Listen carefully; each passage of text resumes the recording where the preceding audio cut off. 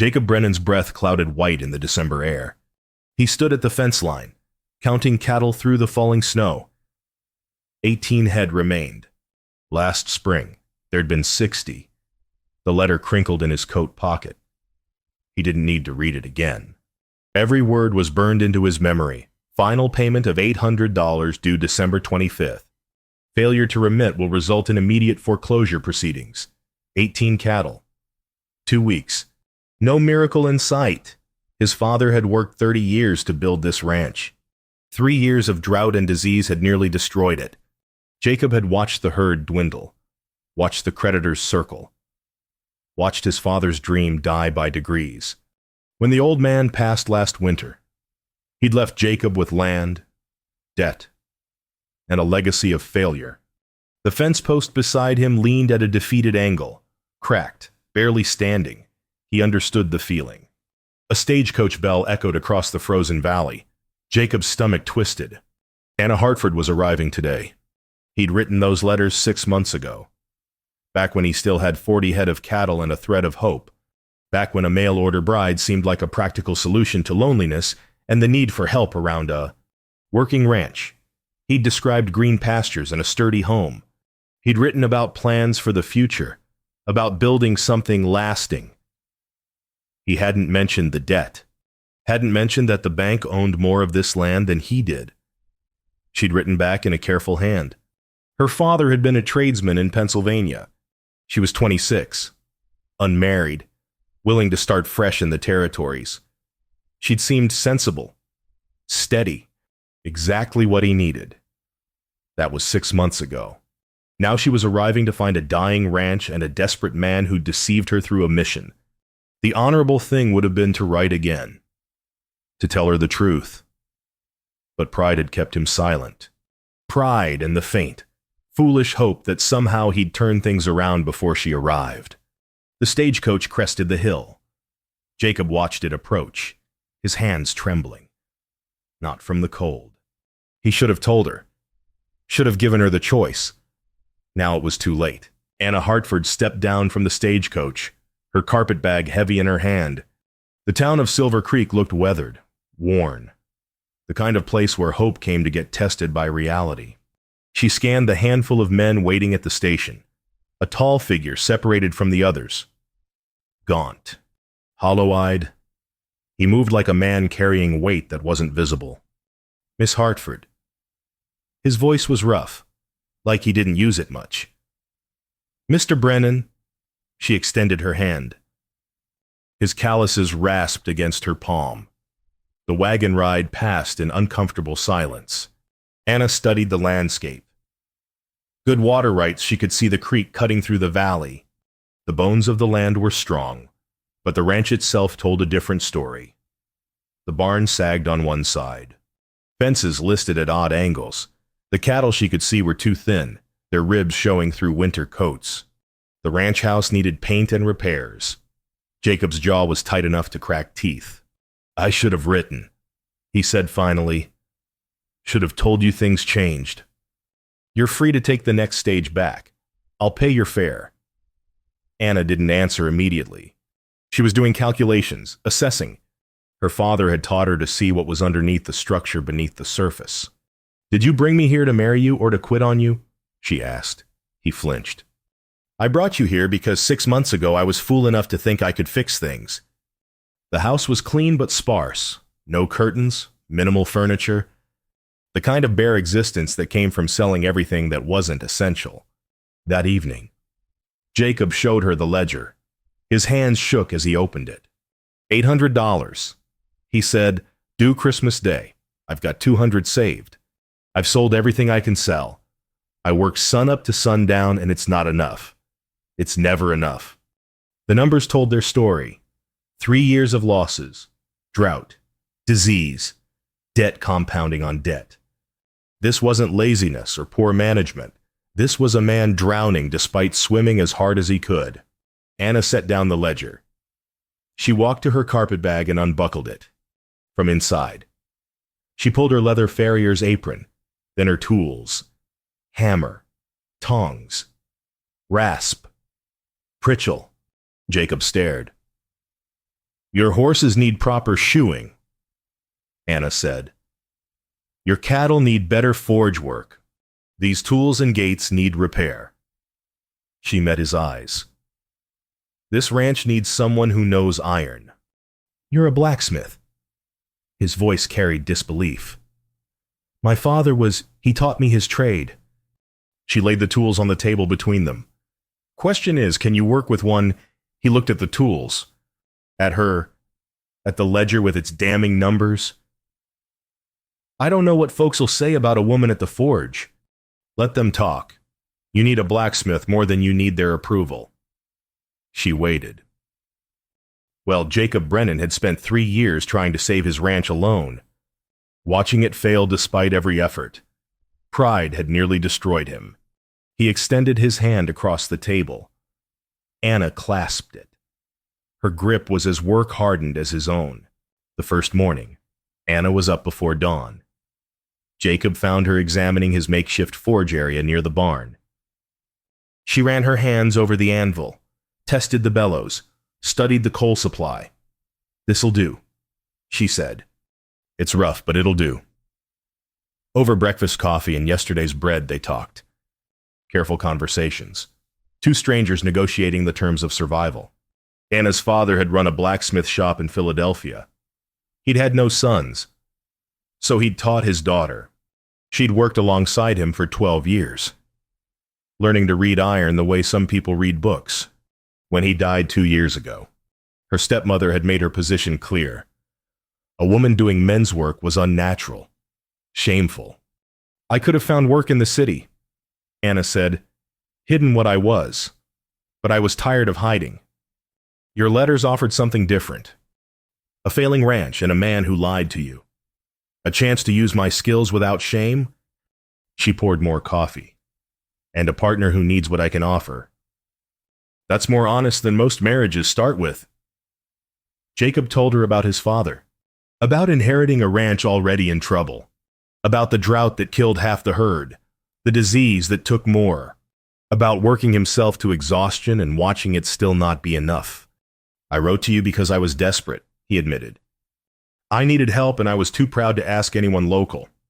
A mail-order bride seemed like I could frame it as something else, something more acceptable. And now I've got nothing to offer you but honest work and likely failure. Anna stood. Show me your horses. They spent the morning with the livestock. Anna examined each horse's hooves, her practiced hands gentle but thorough.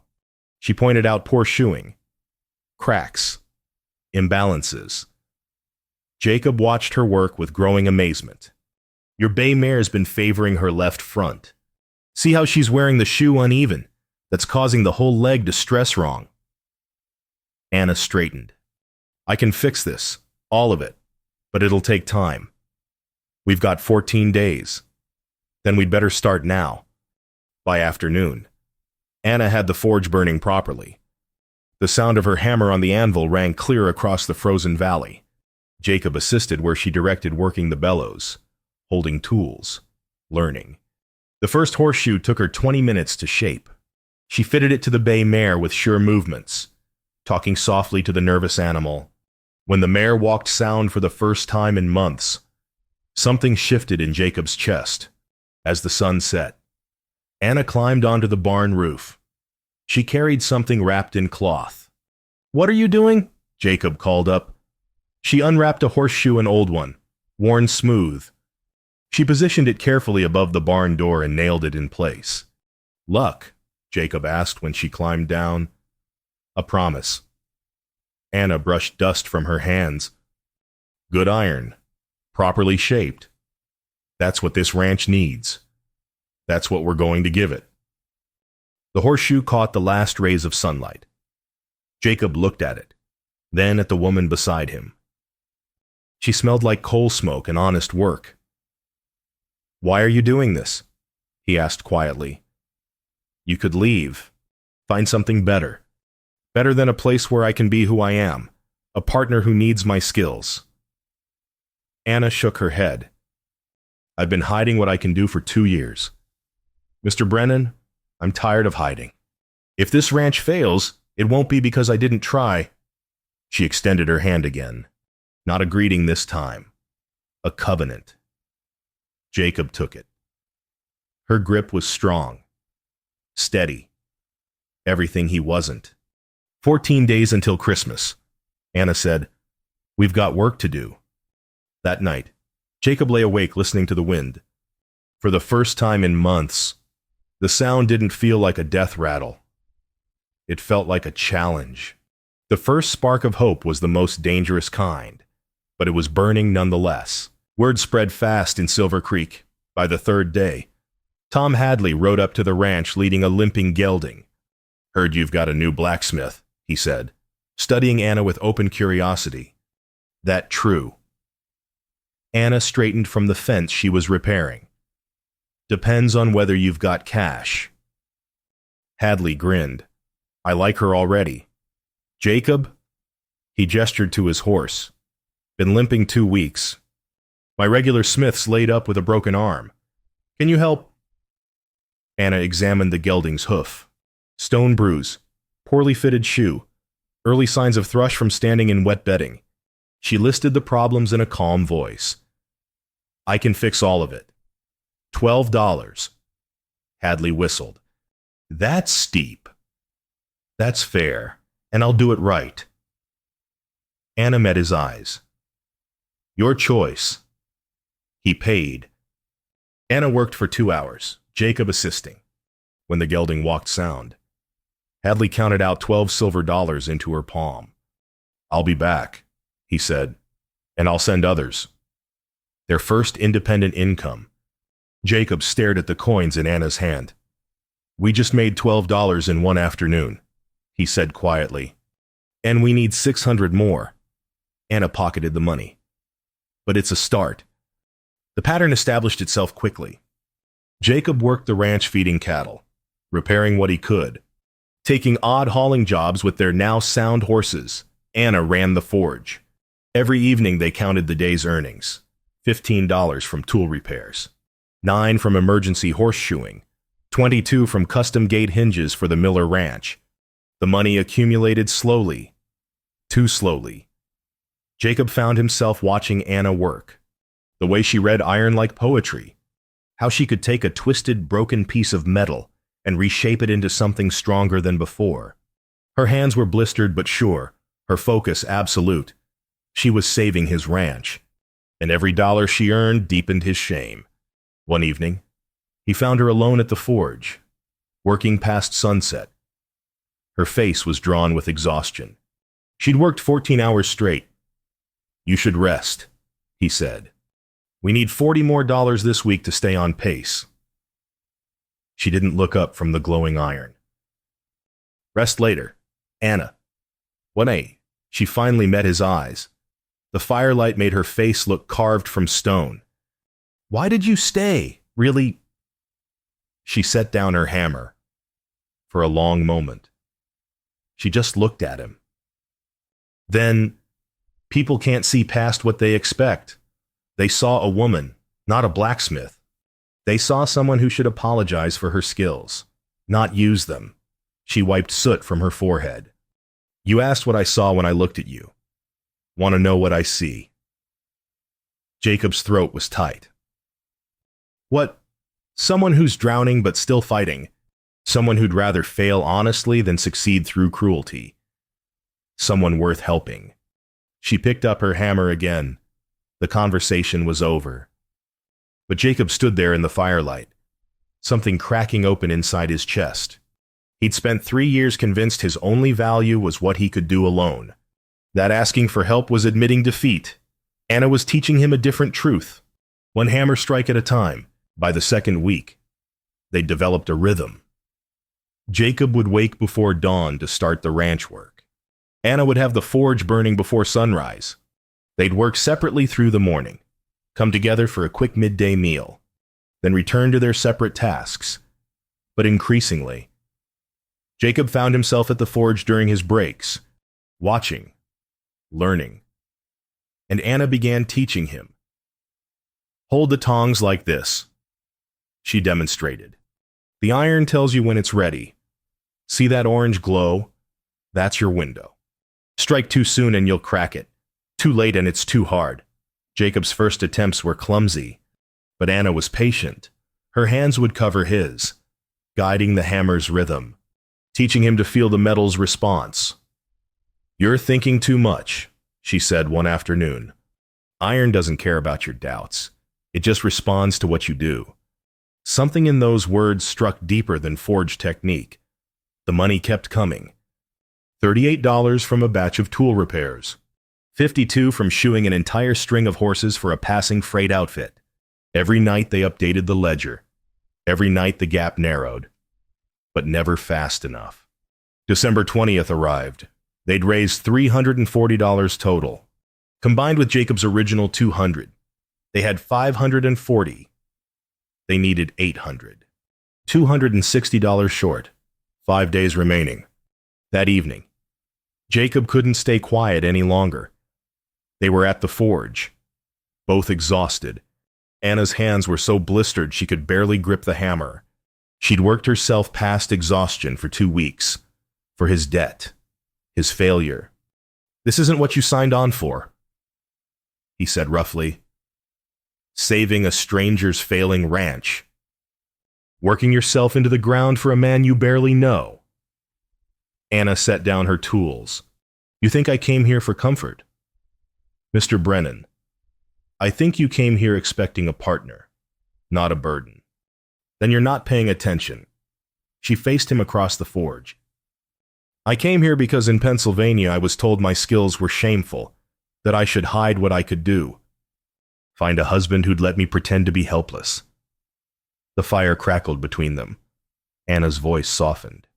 "This ranch, it's the first place anyone's looked at what I can do and said, 'We need that.' You've never once told me to stop. Never suggested I should let you handle the man's work. You just work alongside me, because you're better at it than I am." Jacob said, "Exactly." Anna smiled, tired but genuine. "You're not threatened by what I can do. You're grateful for it. Do you have any idea how rare that is?" Jacob looked at this woman who'd stepped into his disaster and met it with iron and fire. "I don't deserve you." "Probably not." Her smile widened slightly. "But I'm here anyway. Besides," she glanced around the forge, at the ranch beyond. "It's becoming our ranch. Whether you've noticed or not, our ranch." The words settled into Jacob's bones like they'd been waiting there. He crossed the space between them. Anna didn't step back. They stood in the forge light, soot-stained and exhausted. Jacob lifted his hand to her face, thumb brushing a streak of coal dust from her cheek. "Anna." She caught his hand. "We've got 5 more days. Jacob Brennan. Let's see what we can do with them." But her hand stayed in his, and for a moment, the impossible math didn't matter. Just this woman who'd walked into winter and brought fire. Samuel Thornton arrived on December 21st, riding a horse worth more than Jacob's entire remaining herd. The territorial banker rode beside him, leather satchel in hand. Jacob saw them coming from the barn. His stomach dropped. "Mr. Brennan?" Thornton dismounted with easy confidence. "I hope we're not interrupting." "We're working," Jacob said. "I can see that." Thornton glanced at the forge where Anna had stopped work. "Watching." "Heard you've got quite the setup here now. A lady blacksmith. That's unusual." The banker cleared his throat. "Mr. Brennan, we're here on business. May we speak inside?" The 3 men sat at Jacob's worn table. Anna remained outside, but Jacob could feel her presence through the walls. Thornton got straight to it. "I'm prepared to purchase your land, Brennan, today. Cash offer $400. Jacob's jaw tightened. "This land's worth 3 times that."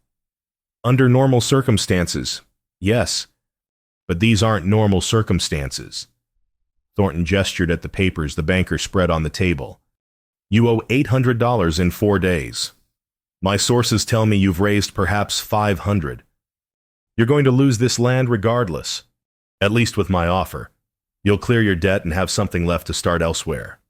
Mr. Brennan, the banker said quietly. Mr. Thornton's offer is generous given your situation. You could leave with your dignity intact. That's more than most men in your position manage. Jacob looked at the foreclosure notice, at the purchase offer, at the numbers that proved his failure was mathematical and absolute. The debt'll be paid, he said. In full. Thornton raised an eyebrow. Be reasonable, man. You can't possibly raise $260 in 4 days. I can. I will. After they left. Jacob sat alone at the table. The numbers swam before his eyes. Thornton was right. The banker was right. The arithmetic was brutal and absolute. Anna found him there an hour later. What did they want? Thornton offered $400 for the ranch. Enough to clear the debt with something left over. What did you say? That we'd pay it in full. Anna picked up the ledger. Her face went carefully blank as she did the math. Jacob, even with everything we've earned, we're still $260 short. 4 days isn't enough time. I know. Then why? Because giving up proves everyone right. Jacob's voice cracked. Proves my father built something that couldn't last. Proves I'm not strong enough to hold it. Proves. He stopped, swallowed hard. Proves you wasted 2 weeks of your life on a lost cause. Anna was quiet for a long moment. Then, so you'd rather lose fighting than survive surrendering? Yes. She nodded slowly. Then we fight. 4 days. We've got skill, and we've got time. Let's see what we can make of both. But her voice lacked conviction. And they both knew the truth. The arithmetic didn't care about courage. It just was. That night. Jacob stood in the frozen dark, looking at the horseshoe above the barn door. Good iron. Properly shaped. A promise made in hope. He'd never felt more like a liar in his life. Jacob woke to an empty house. Dawn was still an hour away. He dressed quickly, worried. Anna was at the forge, but she wasn't making horseshoes or tools. Her hands shaped something delicate, beautiful. Iron twisted into curves and spirals, Christmas ornaments catching the firelight like captured stars. What are you doing? Jacob asked. We don't have time for... The Christmas market opens tomorrow in town. Anna didn't look up. Her focus was absolute. People pay premium prices for quality gift pieces. Decorative ironwork, things they can't get anywhere else. Jacob stared. Anna, we need bulk work. Volume. Not. A door knocker sells for $15. A decorative fireplace set for $35. Christmas ornaments for $2 each. She finally met his eyes. Quality work. Jacob, the kind that makes people stop and look. That's what sells at Christmas. That's gambling on maybe. Everything we've done has been gambling on maybe. Anna turned back to the forge. The difference is I'm good at this. Really good. And desperate people with money always overpay for beauty right before Christmas. Jacob watched her work. The iron curved like lace in her hands. She shaped a door knocker, a winter bird with spread wings. A fire poker with a horse's head handle. Christmas ornaments, stars and bells and angels so delicate they seemed impossible. I can't do this alone, Anna said quietly. I need you. To work the bellows. Hold pieces steady. Help me finish 15 hours of work in one night. It was insane. Desperate. Their last chance wrapped in iron and firelight. Tell me what to do, Jacob said. They worked through the night. Anna shaped the pieces. Jacob assisted. She taught him as they went how to hold the metal, when to quench, how to add details. His hands learned the rhythm of creation instead of just survival. By midnight, they had 6 completed pieces. By 3 in the morning, 12. Anna's hands were bleeding through the bandages. Jacob's arms shook with exhaustion. We should rest, he said. 2 more hours. Anna plunged iron into water. Steam hissed. Then we'll have something worth selling. Near dawn. Anna's hands finally stilled. 15 pieces laid out before them. Beautiful. Impossible. The work of desperation and skill combined. She swayed slightly. Jacob caught her, held her steady. "I can't promise this'll work," Anna whispered. "But I promise I won't stop trying." Jacob pulled her close. Their first real embrace. She fit against him like she'd been designed for that exact space. Coal smoke and sweat and something essentially Anna. "I don't deserve you," he said into her hair. "Probably not." He felt her smile against his chest. "But you're stuck with me anyway." The forge fire burned behind them. The impossible pieces waited for the market. 4 days until Christmas. 3 days until foreclosure. But standing there in the pre-dawn darkness, holding this woman who'd walked into winter and refused to freeze, Jacob felt something he hadn't felt in 3 years. Hope. Dangerous. Fragile. Real. The Christmas market filled Silver Creek's main street. Merchants hawked wares from makeshift stalls. Families browsed. Children ran between the adults, excited by the season's promise. Jacob and Anna set up their display on borrowed sawhorses. The ironwork gleamed in the morning light. People slowed, stopped, stared. A wealthy rancher's wife picked up the Winterbird door knocker. Her fingers traced the detailed feathers. "How much?" $25. Anna said steadily. The woman didn't blink. "I'll take it. And do you have fireplace tools?" By noon, they'd sold 8 pieces. $195. Jacob could barely breathe. More people came. A merchant ordered 6 door knockers for spring delivery. A banker's daughter bought 3 ornaments. Every sale brought them closer. Every dollar narrowed the impossible gap. Then Samuel Thornton appeared. "Impressive work, Brennan," he said, examining the remaining pieces.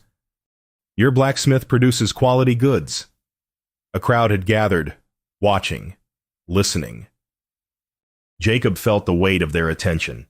This was the moment. He could claim the work, preserve his pride, let everyone believe these were his creations, or he could tell the truth. Jacob looked at Anna.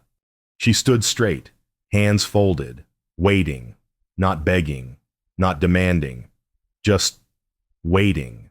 He thought about her blistered hands, her 14-hour days, her refusal to give up when the arithmetic said surrender. He thought about 3 years of his own pride slowly killing everything his father built. "My wife is the blacksmith," Jacob said clearly. "Anna Brennan, best metal worker in the territory. This ranch survives because of her skill and her heart." The silence stretched. Then the rancher's wife smiled. "Mrs. Brennan, you're extraordinarily talented. I'll be contacting you about custom work." The banker nodded slowly. "Then you're a fortunate man, Brennan, and a wise one." Thornton studied them both. Then, surprisingly, he smiled. "Mrs. Brennan, I need a quality blacksmith on permanent retainer. My operation's too large for my current smith. $40 monthly. Year contract. First 2 months paid now." Anna glanced at Jacob. He nodded. "We accept," she said. Thornton counted out $80. "Start after the new year." Another rancher stepped forward. "I need plow repairs and a spring contract. $60 for immediate work." By Christmas Eve sunset, they'd raised $315 from the market and contracts. Combined with their previous savings, $815 total. More than enough. Christmas morning, they stood in the banker's office. Jacob's hands were steady as he counted out $800. The banker stamped the papers, marked the loan paid in full. The deed remained theirs. Outside, Anna laughed. The sound was bright and free. Jacob pulled her close, right there on the street, and kissed her. She tasted like winter air and victory. "Merry Christmas, partner," she whispered. "Merry Christmas, wife." They rode home through gentle snow. The ranch looked the same, humble, worn, imperfect, but it was theirs. Truly theirs. That evening, they counted the remaining $15, emergency funds, a beginning. "What do we do now?" Jacob asked. Anna smiled. "We build together." Christmas evening. The forge burned steady and warm. The ranch house glowed with lamplight. Jacob repaired the old fence post, the one that had been listing since before Anna arrived. This time, he did it right, braced it properly, made it strong.